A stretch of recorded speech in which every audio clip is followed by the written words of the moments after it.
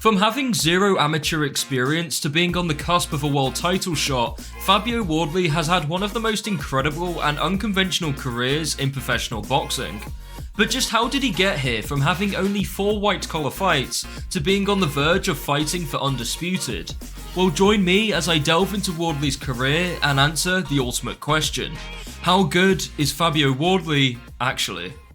Wardley's journey into the sport of professional boxing was far from the conventional routes that most fighters would take. In his early 20s, while working as a recruitment consultant, Wardley began entering into white-collar fights, which for those not aware of what that is, it's unlicensed boxing matches. They're essentially gimmick fights that allow for untrained people to enter into a boxing match, usually to earn some money for charity or just to get fit. And that was it. Wardley had just 4 white-collar fights before turning professional. No national or European titles, no Olympic experience, just 4 unlicensed fights against God knows who, and that was all the experience Wardley had before turning professional in 2017. Wardley's natural ability wouldn't go unnoticed, and a year into his professional career, he would gain the attention of a top heavyweight contender in Dillian Whyte, who would manage Wardley's career going forward. This meant that Wardley would get the opportunity to fight on major matchroom shows, which gave him the best possible exposure. Wardley would make fast progress in his professional career, stopping 7 out of his first 8 opponents before getting a shot at the vacant English heavyweight title against solid domestic fighter and highly talented amateur Simon Vallily. Considering the level of opposition Wardley had been competing against up until this point, this was a gigantic step up in quality. Despite lacking the extensive amateur career of Vallily, Wardley was the one who looked the more composed in there. He looked relaxed and fluid, while Vallily struggled to get into the fight. Wardley was simply too quick and powerful, and Vallily just had no answer to the speed of the younger man. In the 3rd round, Wardley landed a left hook which wobbled Vallily, and he would begin to pick him apart until the referee jumped in and stopped the fight. Wardley was now the new English heavyweight champion, an incredible achievement. Wardley took a huge step up in competition in his 11th fight when he took on 2-time world title challenger Eric Molina. It was yet another destructive performance from Wardley, who had to battle through some adversity to secure the win. In round 5, Molina caught Wardley clean and had him hurt. As Molina went on the attack, he opened himself up more, and this allowed Wardley to counter him and drop him. Molina failed to get up, and the referee waved the fight off. Wardley's next fight would come against the very game and decent domestic fighter Nick Webb. Once again, Wardley had his chin tested as he'd be caught by a couple solid right hands from Webb. Due to his success, Webb decided to open himself up more as he looked to attack Wardley, and just like Molina, he would pay the price. Wardley started hammering Webb with a barrage of heavy shots, and eventually the referee jumped in and stopped the fight. After racking up 14 career wins, dispatching opponents in dominant style, Wardley earned a shot at the vacant British heavyweight title against the cousin of Tyson Fury, Nathan Gorman.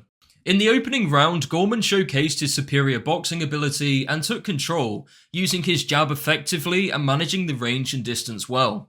It was looking positive for Gorman until the 2nd round, where he landed a punch which made Wardley's nose bleed, and from there Wardley became much more aggressive. Wardley landed a big right hand that knocked Gorman off balance, and he followed up with another right hand that sent Gorman down to the canvas. Gorman managed to get back to his feet, but it wouldn't last much longer as he would meet the canvas for the 2nd time after Wardley landed a right hand to the side of Gorman's head. Gorman was able to get up once again and managed to fight on into round 3, where he would face the canvas for the 3rd time after another right hand from Wardley. Gorman bravely got to his feet again and fought on, but his corner had seen enough and decided to throw in the towel. Fabio Wardley was now the new British heavyweight champion, which is a great achievement for any boxer, let alone someone who had zero amateur experience. Wardley did take a fair amount of punishment in the fight, but again he showed he can battle through adversity and come out the other side victorious. After picking up a 4th round stoppage victory over American heavyweight Michael Coffey, Wardley would enter into easily his biggest fight of his career thus far, when he took on fellow British heavyweight prospect David Adelaide for the British, Commonwealth and WBO European heavyweight titles. Fabio was patient and poised and proved to be levels above Adelaide as he dominated the first half of the fight. In round 7, Wardley landed a heavy right hand, followed by a left hook which sent Adelaide to the canvas. Adelaide got back up, but Wardley showed good killer instinct and put together shots to force the referee to stop the fight. Wardley was now the new Commonwealth and WBO European Heavyweight Champion. Wardley's next fight saw him take on Olympic bronze medalist Frazer Clarke. The amateur pedigree of Clarke was clear to see from the opening round, establishing authority with his jab and landing some nice shots on the inside. It was a classic boxer vs puncher matchup, where Clarke looked to win with his boxing skills, and Wardley was aiming to load up and find that decisive knockout blow. In the 5th round, Wardley floored Clarke with a heavy right hand. Clarke wasn't overly hurt and managed to recover and go on to find his own success in what was a competitive and back and forth fight. After 12 rounds of entertaining action, the fight was deemed a draw, which was a fair result considering how competitive the fight was. Naturally, both men wanted to immediately run the fight back, and so a rematch was booked for later in the year in Saudi Arabia. Unlike their first encounter, this fight was a one-sided demolition job from Wardley. With a minute to go of round 1, Wardley shook Clarke up with a big right hand that sent the Olympian onto the ropes, and from there Wardley unleashed rapid body shots which had Clarke in deep trouble. Clarke tried to survive, but the power and speed of Wardley's punches were too much. Wardley would unleash a left-right combination and follow up with a gigantic right hand which slumped Clarke onto the ropes. It was clear that Clarke had suffered serious damage from those shots, and the fight had to be ended there and then. Clarke had a dislocated jaw and a dent in his temple. It was easily one of the most brutal knockouts I've ever seen. On the 7th of June 2025, Fabio Wardley would fulfill a boxing dream when he got the opportunity to fight at his beloved Portman Road, home of his favourite football club, Ipswich Town. Standing opposite him would be Australia's Justice Hooney. Originally, Wardley was meant to face big pharmacy Jarrell Miller, but he pulled out of the fight, which meant that Wardley had to prepare for a completely different style. Hooney was well schooled and possessed some serious amateur pedigree. The fight played out how a lot of fans expected, with Hooney taking control and outboxing Wardley. The Aussie fighter was consistently landing the cleaner and more effective shots. He had the superior jab, movement, and his range control was perfect. Meanwhile, Wardley was struggling to figure out the puzzle of Hooney. As the fight reached the second half, Wardley looked out of ideas and very one-dimensional. What was meant to be a special homecoming was looking like a nightmare for Wardley. But in the sport of heavyweight boxing, it only takes one shot to change the course of the fight, and just when it looked like Wardley was about to lose on the biggest night of his life, in the 10th round, Wardley pulled out a right hand from the gods to knock Hooney out. This reminded me a lot of the Ortiz vs Wilder rematch, where Ortiz was schooling Wilder up until he got knocked out by a single punch. When you have one punch knockout power like that, you're never out of the fight. Despite Wardley's limitations being completely exposed, it didn't matter because he found a way to win.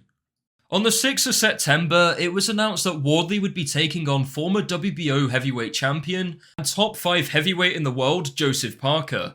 This was another huge leap in competition for Wardley. So far in his career, he had beaten some solid contenders, but no one on the level of Parker. Despite clearly having the ability to just outbox Wardley, Parker was more than willing to engage in a war, which allowed for Wardley more opportunity to land his heavy shots, which he did in round 2, which had Parker stunned. Parker began boxing more sensibly in the fight, which allowed him to take control of the middle rounds and get ahead on the judges' scorecards. Despite having a solid lead as the fight headed into round 10, Parker made the mistake of becoming too aggressive once again, as he was looking for the stoppage, which was just a strange tactic. This again gave Wardley more opportunity to find success, as Wardley thrives when he's exchanging with his opponent. A big uppercut got through from Wardley in the last 20 seconds of the round, and Parker looked hurt. Wardley continued where he left off in round 11 and launched a ferocious attack which began with a big right hand that put Parker onto the ropes, and from there Wardley was landing a barrage of unanswered shots which forced the referee Howard Foster to jump in and stop the fight. Now, the stoppage wasn't the best in my opinion, and I definitely think Parker deserved more time, but Parker wasn't throwing enough, and I can see why the referee from his perspective would stop the fight. Although he should have just called a standing 8 count in my opinion, rather than completely stopping the fight. Somehow, Wardley had done it again, another fight in which he was down on the scorecards and he pulled it out of the bag. And now he's in line for a shot at greatness against Alexander Usyk for Undisputed. Wardley's meteoric rise is nothing short of remarkable. To think someone with such little experience could go on to be Olympic medalists, seasoned pros and former world champions is insane to me, and now he has an opportunity to fight for Undisputed against one of the greatest fighters to ever live. It's truly one of the greatest stories in the sport of boxing in my opinion, and whatever you think of Wardley, you just have to appreciate how incredible of an achievement that is. Will Usyk be a step too far? Most likely. He's in the conversation for not only being the greatest heavyweight of all time, but one of the greatest fighters to ever live. It would be a monumental upset if he won. But Wardley's career story so far is that he always finds a way, no matter the obstacle. What he lacks in boxing ability, he more than makes up for in freakish power, great speed, and most of all, massive heart. So let me know in the comments below what you make of Wardley's career so far, and where do you think he goes from here? Do you think he has any chance against Usyk, or do you think it's a step too far? Let me know in the comments below, and as always, thanks for watching.